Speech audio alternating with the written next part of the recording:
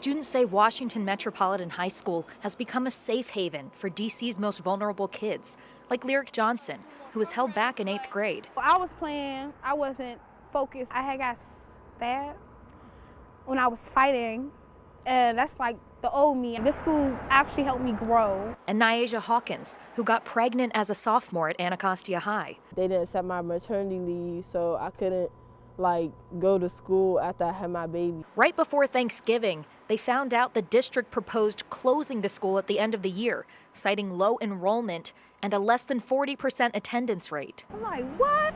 It's my community. It's one of the city's 4 alternative schools, or opportunity academies. Opportunity schools can give them another chance to hop back on their feet. In a letter, the chancellor said they're confident that this proposal is in the best interest of students and families. Some of them have already tried the stay academies, they've tried their neighborhood schools, and they're at Washington Met because that didn't work for them. Board of Education Rep Emily Gassoy suggests the district look into maintaining a smaller school with more mental health resources. DCPS had 2 public meetings about the proposal last week.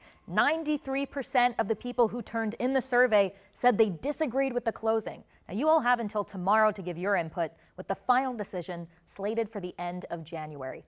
Jess Arnold, WUSA 9.